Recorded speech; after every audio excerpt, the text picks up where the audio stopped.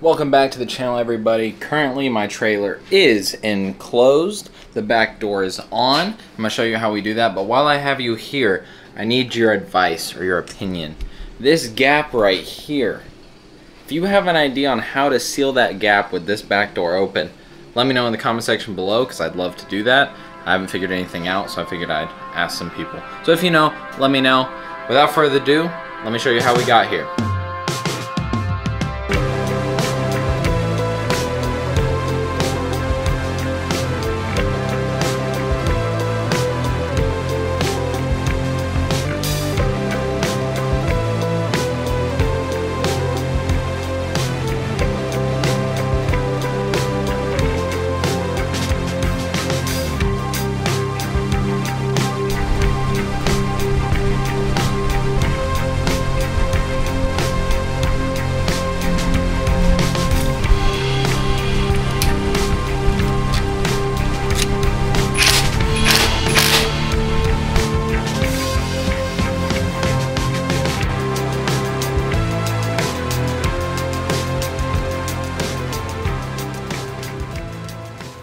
So we do have our tail lights on. They're wired up. We have the ground here, wire loomed all together, and now we have to run this all the way up into our box over here. So our wiring is gonna come up our spine right here. We're gonna put this box, which is our 7-pin harness box, we're gonna put this right here. And this should be fine because it does have clearance because our floor is raised up off of our spine. So we're going to get that mounted in, we're going to run our wiring, and we're going to attach the wiring to the spine with these things. These are 3M adhesive little wire tabs. I'm a big fan of these because they're not permanent, as in, you know, you can adjust what's in them. So if you run more wires later, you don't have to cut zip ties and redo them. So I'm going to stick these all along. They also have screw holes if the adhesive doesn't stick, but I've had good experience with the adhesive. So we're going to tack all these up, run this wire up, wire loom it all, and if you work with wire loom, you know how much it sucks. So it's going to take me a while, but we're going to get all this wiring done, and then we're going to move on to our floor.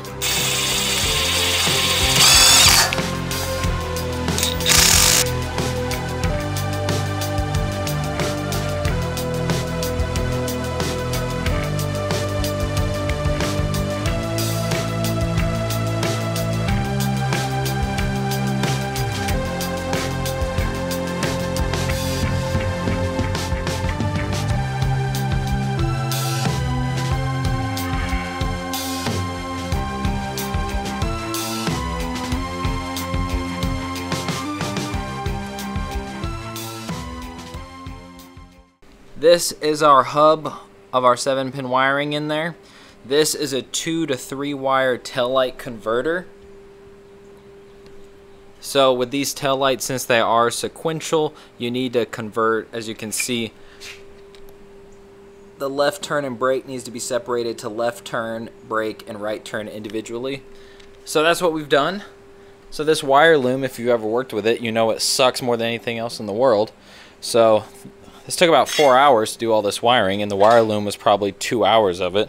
But the tail lights are in. They look pretty good. All this wiring, just a little bit of a loop right here. I'll figure that out. But we're running along the top of this for ground clearance, so I don't have to worry about getting snagged on anything.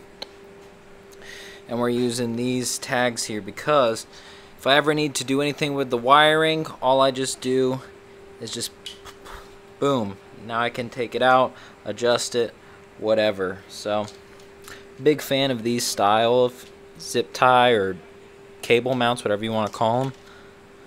I just find them to be more useful than the others.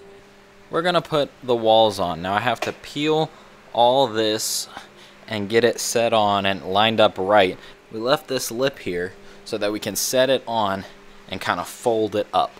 So we're gonna try that and see if we can do that by ourselves. This stuff is pretty permanent, so if it's not right, I have to peel it off really quickly. Let's give it a shot.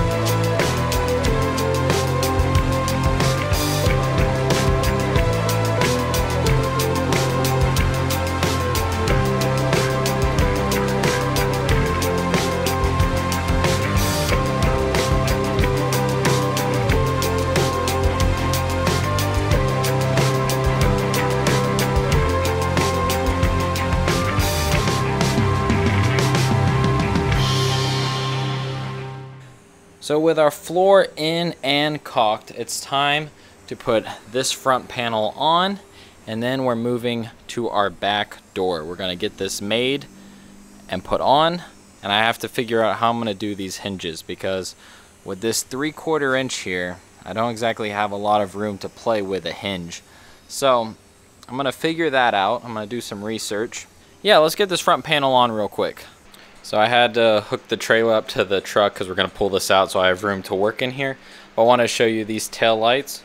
So these are actually more red in person, but these are our 4-ways slash running slash brake lights.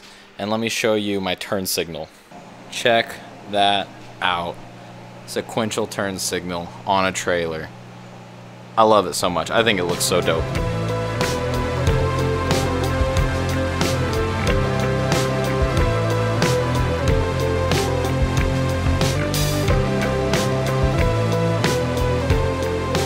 So check that out. So there is a little gap right there. You can see the light poking through. But once we caulk it and seal it on the outside, it will be fine. But yeah, ceiling, floor, walls all done. Now it's time for this back door. So this is what we're working with for our handles. This of course is your typical camper or topper handle. So all it does is just position and lock like this. So we're going to have to put somewhere on our door for this to mount, and then also so it can swivel and pivot just like that. So I ended up making a pretty significant mistake here that cost me a lot of time, and that I assumed my trailer frame was 100% square, so I made this door 100% square, which wasn't the case. My trailer frame was slightly askewed, and this door obviously did not fit. So you can see clamps here of me trying to squeeze it in, hoping it would bend the metal. And then I was like, I'm gonna put these braces in so that it, it braces it with the right shape. And this ended up not working. So I ended up breaking it all apart and then building it inside the frame, and that worked perfectly. So I guess if you're gonna do this, go ahead and build it in the frame, or just check if everything's perfectly square. If it's your first time and it's perfectly square, you did better than me, and I'm proud of you.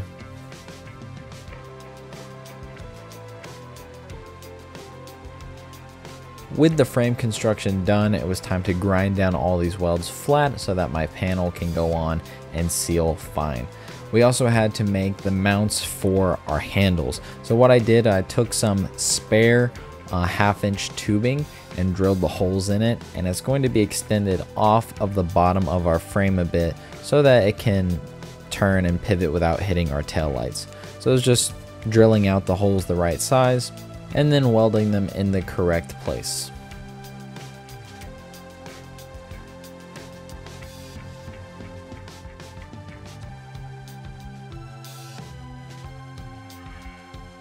Alright, so I wanted to walk you through on the hinge we're gonna try to use. I ended up switching them out for these hinges from Home Depot. These are rated to 250 pounds while the previous ones were rated to 25 pounds. They don't have the weight limits on the package, so just imagine I'm using this hinge instead of the other hinges in these clips.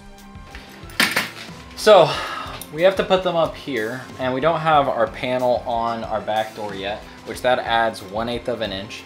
So we also have our exterior trim, which is 1/8 inch angle iron. So I had to cut this up and mock it up because, it's going to be 1/8 of an inch off of our back frame.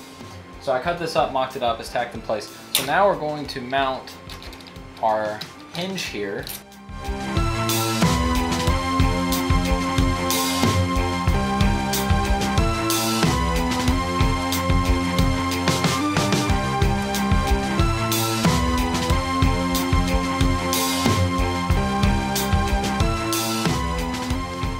Alright, so check this out, you guys. We have it mocked up. We have a couple panels here, but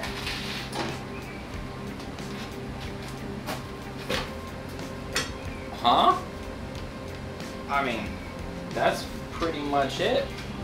So after I got my test fit done, it was time to take our frame, pop some holes in it for our mounting of our ACM panel. So I drilled through both sides of this metal frame That way it lines up on my ACM panel. I can drill from the back side, pops through the front, so all my holes are perfectly aligned. And then we had to grind the welds down, wire wheel the entire thing, wipe it down with acetone so we can paint it, because I don't want this rusting behind this ACM panel. So with it painted, it was time to get the ACM on. I went from the underside with my drill through those holes I made, popping up through the ACM. That way they were all aligned, and I didn't have any worries about fitment or anything. And of course, as you can see, the ACM panel is a bit larger than the frame, because I thought it'd be smarter just to take my router at the end and guide it along and make it nice and flush. Here, all we're doing is drilling these holes out on the ACM for our handles. This, depending on what handle you use, if you use these, it's very easy. It seals on the outside, you just drill the holes bigger. There's plenty of flexibility with it too. So I just took my router, went along the outside, got it all nice and cut, leaving me with a perfectly cut back door. And I decided to caulk around the edges of this panel where it meets the metal, just to guarantee that it is watertight. So after that panel was cut, it was time to put our angle iron, our exterior trim on, at least this piece. So I put a big fat bead right down the middle, and that way when I squish it on there, it does seal it all nice and well. So I just threw it up here. I had it measured out, and I'm gonna screw these in with the hinges. In a future episode, I'll come in from the top and screw them down as well, but for now, these hinges are gonna do it just fine. And now it's time to put that back door on. So I put some 1/8 inch spacers on the bottom to get me the right height. And since I did switch out these hinges for these larger ones, I ended up having to use some 1/2 inch aluminum angle to give myself a little bit extra space downwards to mount these hinges like you can see here.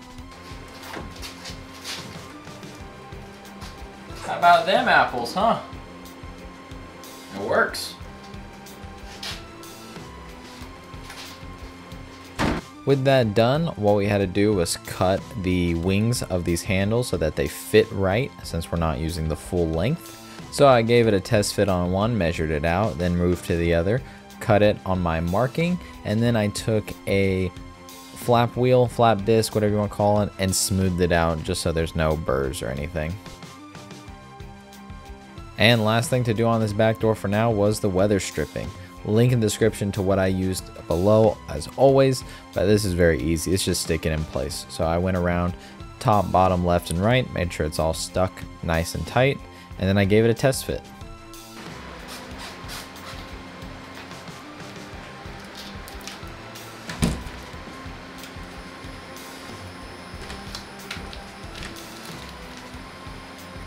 Yeah, I think that's it. All the weather stripping is on. If you can see, it's kind of dark, but it's on. We're using this stuff right here. Amazon, 15 bucks, easy peasy. All right, guys, I think that's going to be the end of this video. The back door's done, the walls, the ceiling, everything's on. It took me quite a while. That's why there were so many costume changes. But this is the back door. If I went down a different career path, this video would look entirely different. So what I have left to do is finish the interior, obviously seal it up. That's what we're doing next episode. We have struts we're gonna put on this back door, but we have to finish it off before we put the struts. But yeah, one final look over with my new hinges. Had to put some brackets for them to fit. Weather stripping down the sides, which you can't really see because it's all dark, but I'll give us a good seal. The last thing, which I'm gonna ask y'all's help for, that I wanna do, is I would like to seal this so that if it's raining and you're under here, it's not an issue. But I don't know how to do that. So if you have any ideas, leave them in the comment section below. But I think that's it for me for this episode. Thank you for watching. I hope you enjoyed. We're gonna get a lot more done here next week. Hopefully, you know, I have a JOB that gets in the way of my life, but I'd like to thank you for watching. I'll see you next video. Peace out.